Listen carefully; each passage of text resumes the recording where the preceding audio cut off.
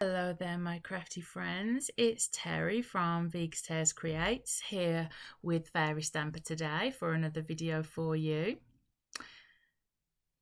So I've assembled all my items here. So we've got the new open book release, the new open book from the new latest release, the little fairy Lorella, who I'm going to stamp in a lovely colour, and the between pages sentiment stamp. So I'm going to heat emboss my book and then colour it in using my Zig using my Zig watercolour brush pens. I'm using various mats and layers that I'm going to make myself. So the first of these is I'm going to use salvaged patina distress oxide ink, and I'm going to apply that just around the edges of the panel with a blending brush. And because it's only going to be used for one of my layers, I only need to get it around the outside. So I've just been rummaging through my drawer and now applying my ink quite liberally. So I want a nice even coverage all around the edge. Obviously it doesn't matter what it looks like in the centre, as I've already said.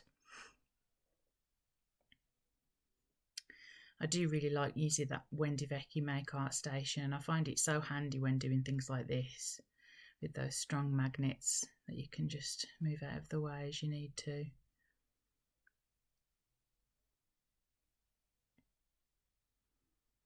Now I've sped this video up twice and I've chipped out a couple of little portions that weren't really relevant, but all in all this took me about an hour to make, so fairly quick really when you think about it in terms of card making, and considering we're making our own, we're not using patterned papers, we're making our own. So we've got this one, and then you'll see what I do with the lilac card to make that another layer. So I'll put that to one side to dry and then pull out my stamping platform to start working on the other layer. So even though it's got two layers, I would still say it's quite a clean and simple card. I really do like that sentiment. If you haven't managed to read it fully, it says, "Between the pages of a book is a lovely place to be." And as someone who used to be an avid reader but is somewhat lapsed, I really do feel that to be true. And I always say to myself, Terry, you should really start reading more books. But I was so excited when Fairy Stamper brought out this launch because there were just so many beautiful stamps to choose. So I'm using a hybrid ink in the colour Lotus Flower from Nuvo. And because the cardstock is slightly textured, I do tend to need to double stamp. And I'm going to, again, just do this all around the edges. And because I'm using a stamping platform, because I need to double stamp, I'm going to have to clean it off with a baby wipe and then dry it off and reposition it each time. So obviously I've trimmed a lot of that out so that you don't have to sit through watching that. But that's how to produce that. And my only regret with this, because I think it looks beautiful, is that I didn't actually allow a bigger border, so that you cut. I wish that you'd be able to see more of the words themselves. But the way the panel turned out itself, I'm actually really pleased with. Just trying to space out the sentiments so that they're, that they don't look very uniform. They're quite nice and intermittent. So now I'm going to use some A6 watercolor card on the smoother side and use my open book stamp. And I'm doing my little trick that I picked up off another fellow DT member, which is using the acetate to position the stamp. And I'm wanting this book to have the sort of look of an old book. So I'm going to heat emboss it using VersaFine vintage sepia pigment ink. And the first stamp of this is really, really good. I was really impressed with it. All the words on the page, pretty much everything stamped absolutely perfectly. It was just a few little patches around the edges, and I do believe that was just because it's watercolour card. So I have done a gentle tapping and an extra layer of that. And then in a moment I'm going to grab out my clear embossing powder. I do forget, but on both things that I heat emboss today, I forget to use my anti-static powder tool. But again, I would always advise to use that to stop you getting embossing powder where you don't want it. And I'm going to be getting my heat tool out, and I'm just warming it up off camera. And when you're using watercolours, either the actual traditional pans, or if you're using some form of watercolour brush pen or marker, this little tip of heat embossing the image really does help, because it creates a little barrier so that your water doesn't bleed outside of the area that you want it to be. Now I'm going to stamp the little fairy Lorella, and because I'm using a coloured embossing powder on her, I'm just going to use Versamark, so a clear sticky ink to heat emboss her. I had considered masking, but I wanted her to have some depth, and or not depth, the opposite of depth. I wanted her to rise up off the front of the panel of the card. Hence I decided to fussy cut a very tiny intricate little fairy, but I made it work. So I'm using Turquoise Lagoon, which is a fine, beautiful colour. If you like teals and aquas, as much as I do, I just love that colour. And as you can see, that's worked perfectly. I don't know why I'm bothering to wipe off the excess powder, because I'm going to fussy cut it out. And you see those little swirly bits hanging off her to the bottom of her wings. I end up cutting those off, because there's no way, not even the best fussy cutter in the world could cut around those. But I do believe that you can use things like scan and cuts or different digital machines to cut round images. I haven't got one of those, so I couldn't comment on that, but I don't think she lacks having a little swirly bits. I'm just drying that little panel a little bit more to make sure that when I'm ready to assemble it, it's fully dry.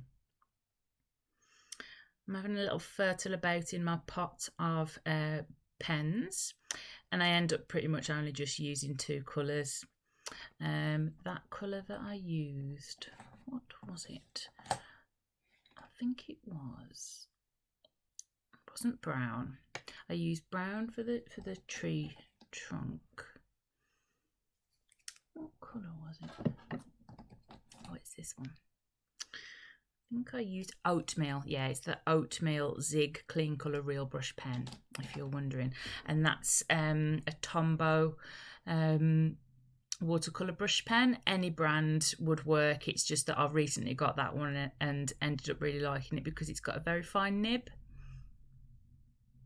But you can buy them from all over the place, the water brushes, and they often come with kits if you've bought like a watercolour pen kit or a watercolour pan kit. And as you can see, even though I've sped this up twice, I'm not spending ages doing this. I'm literally just applying some colour and then dragging it out with the watercolour brush pen. I add in this bit of colour here to add a bit more shadow behind the branch, but I decide I don't like it because you can see as it comes out with the water, it goes a bit yellowy and I don't like it, so I'll go back over it with the oatmeal. And that worked well. It didn't ruin it or anything. So I've just carried on in the same way, but that bottom left corner of the book I wanted to be lighter. So that's where Lorella's going to be sitting, and also where I felt that the light source would be. So I wanted that to be a bit lighter. So I've used more water and less pigment. You're getting some lovely close-ups of my jumper, aren't you? So quickly colouring in the little branch that's holding the book open, pulling the colour out with the watercolour brush, which serves as adding highlights. And it's as simple as that, guys. It's really, really easy to colour up simple watercolour images like this. I then pull out a pink to do the little flowers that are in the corners of the pages. I forget one of them, but I'll come back and remember and do that later.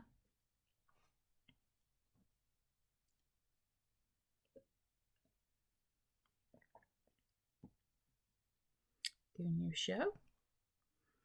And now you're gonna see me faffing about and trying to find out which order I want my mats and layers to be. Do I want my lilac first? Do I want my blue first? What's going to look nice against the ivory cardstock? And you'll also see my process of how I go about trimming down the mats and layers and the main, the top, to get the sizing right. So you can see there I've left a bit more of a border as I had planned, but I end up making it smaller in the end. And here's the very technical way that I do it. I just eyeball it.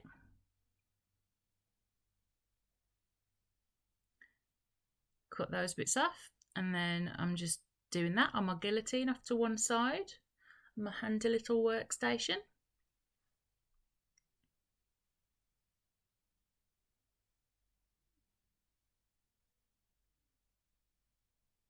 And then when I come back, I'll have perfectly sized mats and layers. Just checking, but yeah, I'm very happy with that. I think I might be trimming off a little bit more. There we go, happy with that now. And now the gluing commences. So again, I'll chop some of this out for you so you don't have to watch me gluing things.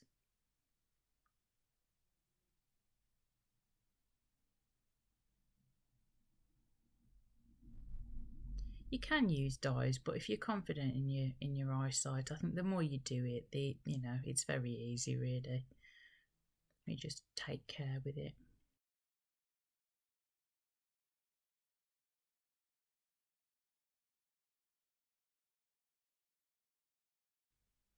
So now I am going to add some colour to Lorella. So you can see on the left there, I've tried out 3 different colour pens and settled upon the lightest pink, which I believe is called light pink. And then the middle colour that you can see, the darker pink, I'll go in and add some darker colours at the middle, or sort of the inner wings, and then blend that out a bit with the lighter pink. And then what you'll also see me do in a minute is the areas of white space that will be like between her legs and between her wing and her neck. I colour those in the oatmeal, so that, because obviously she's sitting on the book, so there won't be white behind her, there'll be the oatmeal colour.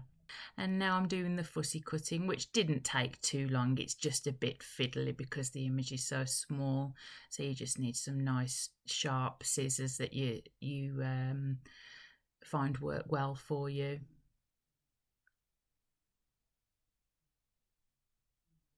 Again, I snip this portion out so you don't have to watch me fussy cutting for the most part. Just showing you the initial bit and the last little bit.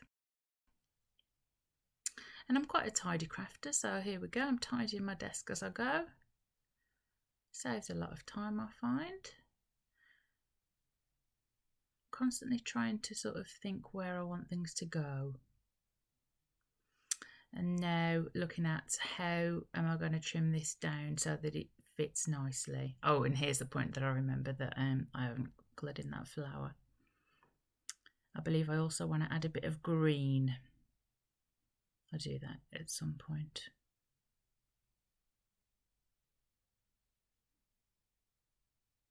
So now I need to take some off the top and the bottom, so I'm going to do that first. So then I can centre it and work out what I need to take off the sides. And this is where I wish I'd taken a bit more off the top or the bottom, but never mind. I think it turns out really well, so I'm happy with the overall result. And if I'd took off too much, I think it would have left not very much room either side of the bottom of the book. See what I mean?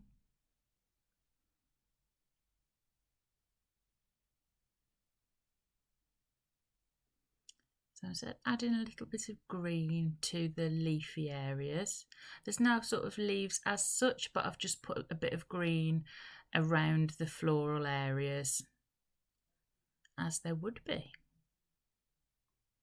in a fantasy fairyland book.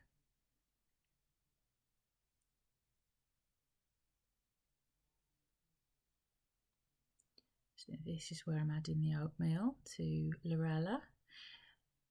I do love this little fairy. She's so dinky and cute. And very cheap as well, very inexpensive.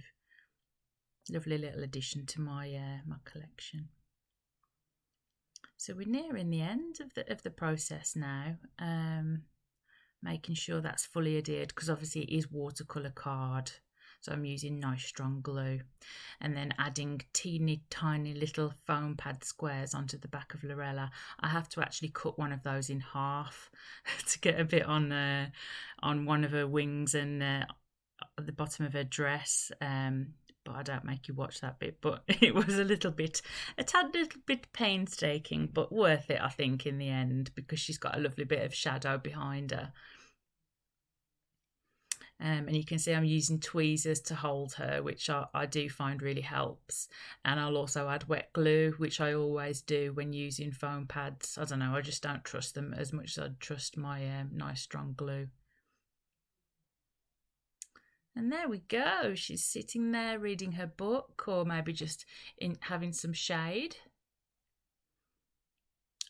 One more thing. We need some embellishments, some new embellishments that I've got from Trinity Stamps. They are, I think they're called Bubble Blowout or something like that. They're like iridescent, flat-backed little gems, but they've got that AB finish where they just pick up and reflect the light around them. And I'm debating how many to put on, but I decide with 3, because odd numbers like 3 and 5 tend to work really well with embellishments like sequins and stuff like that. So that is pretty much it. So I really hope that you have enjoyed this video today. If you have, it would be great if you would give the video a thumbs up, and check out some of the other videos on the Fairy Stamper page. My details will also be in the description box below, so if you want to check out my work that isn't Fairy Stamper related, that's in the description box below for you. Just added a bit of sparkle there to her wings, and bada bing bada boom, we are done.